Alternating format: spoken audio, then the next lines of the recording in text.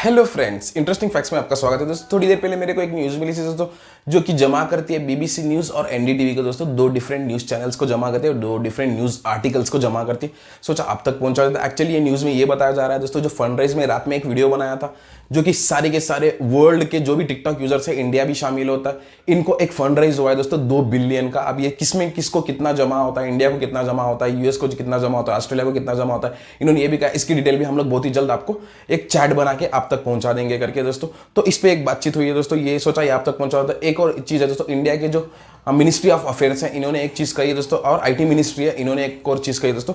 सोचा ये आप तक पहुंचा। तो इन्होंने एक्चुअली बैन पे लेके कहा दोस्तों, इंडिया में क्यों बैन किया गया था इसको, इस पे कहा है, और क्यों कंपनी ने अब तक लीगल एक्शन नहीं लिया, इस पे भी बातचीत हुई दोस्तों। सोचा ये आप तक पहुंचा देता हूं दोस्तों। चलो दोस्तों, इसके लेके चलता हूं, इसके डिटेल पे, सारे डिटेल पे आपको क्लियरली एक्सप्लेन कर देता हूं। समझो दोस्तों, मैं 8 डिफरेंट पॉइंट्स निकाला इसमें, ये आप तक पहुंचा। तो एक्चुअली उससे पहले एक और चीज कहना चाहूंगा, हमारे फैमिली मेंबर्स ने पूछा था, भैया क्या ये फंड बस कंटेंट क्रिएटर्स को जाता है और इन्फ्लुएंस को जाता है, रेगुलर यूजर से, जो नॉर्मल यूजर से जिसकी कमाई नहीं थी उसको जाता है? भैया इसकी इन्फॉर्मेशन इन्होंने दी नहीं, बस इतना बताया, ज्यादातर जगह पे ये बताया कि कंटेंट क्रिएटर्स और इन्फ्लुएंसर से इनको जाएगा करके। अब जो बाकी की चीजें उन्होंने रेगुलर यूजर्स की भी बात की, तो मैं ये भी आप तक पहुंचा देता हूं। तो चलो फ्रेंड, चलते हैं इसके डिटेल में दोस्तों। पहला पॉइंट ये दोस्तों, Europe content creator fund rise of 54 million Euros. समझो 54 मिलियन यूरोस में, पहले ये एक्सप्लेन कर देता हूं दोस्तों। अब इंडिया में पैसों को रुपीस कहा जाता है, यूएस में पैसों को डॉलर्स कहा जाता है, ऐसे समझो सारे के सारे यूरोप कॉन्टिनेंट में इसको यूरो कहा जाता है दोस्तों। तो उधर पे 54 यूरोस का फंड राइज किया गया है। समझो पहले समझो फर्स्ट इंस्टॉलमेंट जैसा है ये, मैं सारी डिटेल आपको एक्सप्लेन करता हूं। तो 54 मिलियन यूरोस आके कन्वर्ट करो तो 70 मिलियन यूएस डॉलर्स होते हैं दोस्तों, यूएस के मनी में। अब ये इंडिया में कन्वर्ट करो तो 523 से ज्यादा, 523 से थोड़ा ज्यादा रहेगा दोस्तों, 523.74 करोड़ होता है दोस्तों। समझो 524 करोड़ लेके चलो दोस्तों, 524 करोड़ यूरोप को इन्होंने फंड राइज किया है। ये एक्चुअली जो फंड राइज है दोस्तों, ये 2 मिलियन को जमा नहीं कर रहा है दोस्तों। जो मैं रात में एक वीडियो बनाया था 2 बिलियन का, समझो अब ये 2 बिलियन को अलग कर देगा, यूरोप से हटा के बाकी के कंट्री को देंगे। तो ये सेपरेट बनाया गया, सोचा ये आप तक पहुंचा देता हूं क्योंकि बहुत ही अच्छी बात है। अब एक और चीज है दोस्तों, दूसरे पॉइंट पे एक और चीज बात करेंगे, India fund not yet release. अब इंडिया का जो भी बताया था मैं आपको, सबको सब मिलेगा करके। अब इंडिया की अभी तक कोई भी चैट नहीं मिली दोस्तों, जैसे ही वो भी मिलेगी मैं वो भी आप तक पहुंचा दूंगा। अभी इंडिया को इसमें कितना जमा करता है, यूएस को कितना जमा करता है, ऑस्ट्रेलिया को कितना जमा करता है, ये डिटेल अभी तक नहीं है। पर जो 2 बिलियन है उसमें से आधा यूएस को जमा करता है दोस्तों, बाकी का 1 बिलियन सारे के सारे वर्ल्ड के यूजर्स को जमा करता है। ये इसलिए है दोस्तों, जो कि यूएस डॉलर्स बहुत ही महंगा है, तो उधर को समझो उनके लिए महंगा है, तो 1 बिलियन उनको कर दिया। तो बाकी का 1 बिलियन है, समझो हमारे लिए रुपीस, मतलब $1 की कीमत होती है 71 रुपीस आज के हिसाब से। तो उस हिसाब से ये सही लग रहा है दोस्तों। बाकी के हिसाब से कल मैं जब बताया था वो वीडियो आप पूरा देखोगे तो आपको पता चल जाएगा, मैं इसमें सारी एक्सप्लेनेशन दे दिया हूं। तो तीसरा एक और पॉइंट है दोस्तों, TikTok already seen as a career. ये एक्चुअली फंड रेज करने का कारण ये कहा जा रहा है कि अब ऑलरेडी टिकटॉक पूरे वर्ल्ड के यूजर्स के लिए करियर बन चुका है, जॉब बन चुका है। जो कि पहले ऐसा था, सिर्फ टाइम पास के लिए किया जाता था, और थोड़े बहुत बंदे थे काम के बाद पार्ट टाइम जैसे करते थे। अब बहुत सारे बंदे अपना काम रोक के इसको अपना करियर बना के 24 आवर्स इस पे लगे रहते, तो इनकी रोजी रोटी मुश्किल हो जाएगी करके हमने एक इतना बड़ा स्टेप लिया है। सारे के सारे वर्ल्ड के टिकटॉक यूजर्स को हम लोग ये फंड राइज करेंगे करके इनका कहना दोस्तों। इससे पहले भी मैं इस पे भी वीडियो बनाया हूं दोस्तों। बहुत सारे जो टिकटॉक यूजर्स हैं, जो कि लॉयर थे, समझो HR एग्जीक्यूटिव थे, ऐसे ढेर सारे थे जिन्होंने काम छोड़ के टिकटॉक अपना प्रोफेशन बना लिया था, तो इन सब के लिए फंड राइज किया जा गया है करके इनका कहना है दोस्तों। अब सोचो एक और चीज इन्होंने इधर पे कही दोस्तों, तीसरे पॉइंट में, fund increase to 300 million in next 3 years. दोस्तों अब ये इंडिया को भी जमा करता है, सेम रूल इंडिया के लिए भी होगा। अब 70 मिलियन आके पहला इंस्टॉलमेंट जैसा है, मैं जैसे कि पहले पॉइंट में बताया था, 70 मिलियन यूएस डॉलर्स है, जो कि 524 करोड़ पकड़ के चलो, 524 करोड़ पहला इंस्टॉलमेंट रहेगा। अब बाकी जो है वो नेक्स्ट 3 इयर्स में दिया जाएगा। पहले इंस्टॉलमेंट में दिया जाएगा 70 मिलियन, और जो बाकी का 230 मिलियन है, टोटली 300 मिलियन यूरोप के लिए सैंक्शन हुआ है दोस्तों। 300 मिलियन यूरोप के लिए सैंक्शन हुआ है।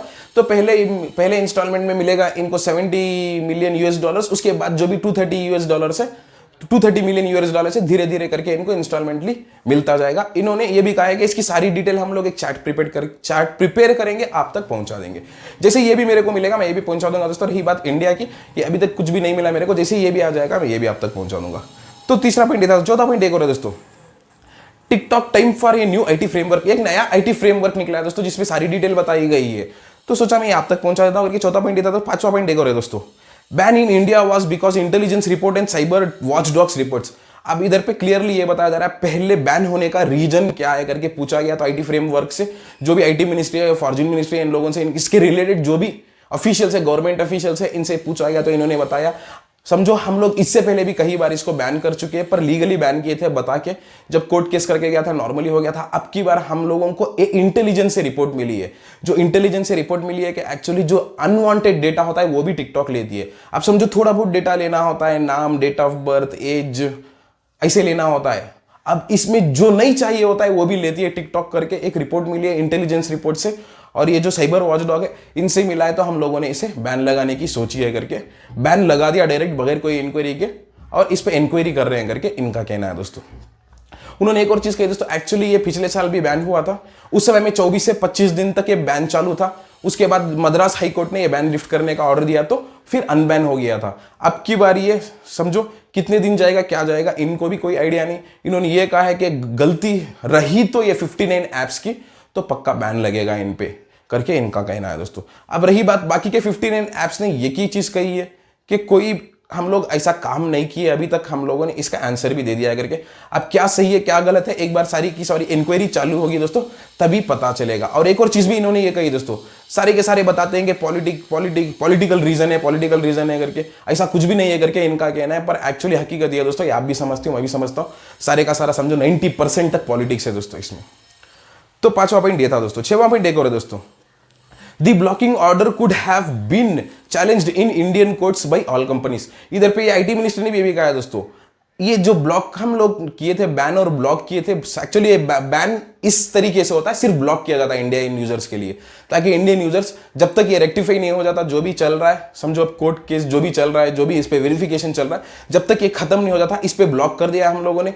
ये ब्लॉक पे ये बंदे चैलेंज भी नहीं किए अभी तक, उससे पहले हम लोगों ने हाई कोर्ट में पिटीशन फाइल कर दिया था, ताकि हम लोग के जो भी इंक्वायरी है इसमें दखल अंदाजी कोई ना करे करके इनका कहना है। अब एक और बात, उससे पहले भी कर सकते थे बंदे, ये क्यों नहीं किया हम लोगों को पता नहीं करके। जैसे कि मैं बताया था आपको, केविन मेयर का भी यही कहना था, हम लोग वेट कर रहे हैं, हम लोग कोई लीगल एक्शन लेना नहीं चाहते, पहले एक बार इंडिया का डिसीजन आ जाएगा। अब केविन मेयर करके नहीं दोस्तों, बाकी के जो भी 59 ऐप्स जो भी है, इनके ओनर्स ने भी यही कहा था कि एक बार इंडिया की क्लैरिफिकेशन आ जाएगी हमारे फेवर में तो हम लोग कुछ भी नहीं करेंगे, नहीं तो हम लोग भी लीगल एक्शन लेंगे करके इन्होंने कहा है दोस्तों। अब ये जो भी निर्भर इधर पे ये होता है, इंडिया का डिसीजन क्या होता है उस पे जाता है दोस्तों। एक बार इंडिया का डिसीजन आ जाएगा, उसके बाद जो भी कंपनीज लेना है, डिसीजन लेना हो, वो ले सकती है। तो छठवां पॉइंट ये था दोस्तों। सातवां पॉइंट एक और दोस्तों, यूएस इसको बैन क्यों करना चाहती है। अब फिलहाल इधर पे ये बातचीत चल रही है दोस्तों, एक्चुअली यूएस इस पे कोई बैन लगाना नहीं चाहती थी। अब यूएस मतलब सोचा, मैं पहले भी बता चुका हूं, डोनाल्ड ट्रंप ने क्लियरली बता दिया था कोरोना वायरस का बदला हम लोग लेंगे करके। पर अब रीजन क्या बता रहे हैं ये बंदे, iOS जो लेटेस्ट समझो एप्पल 11 प्रो, आईफोन 11 प्रो आया था, उसमें एक नया सॉफ्टवेयर इंस्टॉल हुआ था, समझो iOS 14.0.1 ऐसा एक सॉफ्टवेयर इंस्टॉल हुआ था। उसमें इनको पता चला कि समझो अब ये दूसरा मैं कोई ऐप यूज करता हूं, मेरे समझो मेरे फोन में टिकटॉक है, मैं दूसरा कोई ऐप यूज करता हूं, थर्ड पार्टी ऐप, कोई भी ऐप, चलो फेसबुक यूज करता हूं, फेसबुक में कुछ मैं कॉपी करके पेस्ट करता हूं तो जाके क्लिपबोर्ड में सेव होता है। कौन से क्लिपबोर्ड में? टिकटॉक के क्लिपबोर्ड में। तो इन्होंने ये कहा है दोस्तों इधर पे, इसलिए हम लोग इसके बैन लगाना चाहते हैं। जब ये बात केविन मेयर से और जैंग इमिंग से, जो बाइटडांस के ओनर है, जो टिकटॉक के ओनर है, इनसे पूछा गया था, तब इन्होंने क्लियरली बता दिया था, ये इतना बड़ा नेटवर्क है हमारा, इतने सारे यूजर से हम लोगों को ऐसे ढेर सारे बग्स आते जाते रहते हैं करके, तो हम लोगों ने इस पे काम भी किया। अब ये नॉर्मल भी हो गया, अब ये वैसे ही चल नहीं रहा है, आप चाहिए तो चेक कर सकते हो, वो प्रॉब्लम ऑलरेडी हम लोग रेक्टिफाई कर चुके हैं करके इनका कहना है दोस्तों। तो 7th पॉइंट ये था दोस्तों। 8th पॉइंट ये दोस्तों, ऑस्ट्रेलिया और जापान क्यों बैन करना चाहती है। ऑस्ट्रेलिया और जापान भी इंडिया और यूएस को देख के समझो सेफर साइड के लिए बैन करना चाहती है करके कहा जा रहा है दोस्तों। एक्चुअली वो रीजन ही दूसरा है, ये लोग समझो चाइना को कमजोर करना चाहते हैं। मैं इस पे भी ऑलरेडी एक वीडियो बना दिया हूं ऑलरेडी विद लॉजिक, आप चाहिए तो वो देख सकते हो। वर्ल्ड वॉर 3 और कोल्ड वॉर करके एक वीडियो मैं रिसेंटली बनाया दोस्तों, उसमें सारी की सारी डिटेल दिया था। एक स्क्वाड करके आता है जिसमें 4 कंट्रीज मिलकर इकट्ठा होकर एक कंट्री को कमजोर करके आगे निकल जाते हैं। तो ये थी दोस्तों हकीकत वीडियो की। तो इधर पे खत्म करते हैं दोस्तों आज की हमारी वीडियो। बाकी की न्यूज जो भी मेरे को मिलेगी मैं आप तक पहुंचा दूंगा। अभी इंडिया को कितना फंड रेज होगा वो भी जैसे ही मेरे को मिलेगा मैं वो भी आप लोगों तक पहुंचा दूंगा। तो इधर पे खत्म करते हैं दोस्तों आज की हमारी वीडियो। बाय।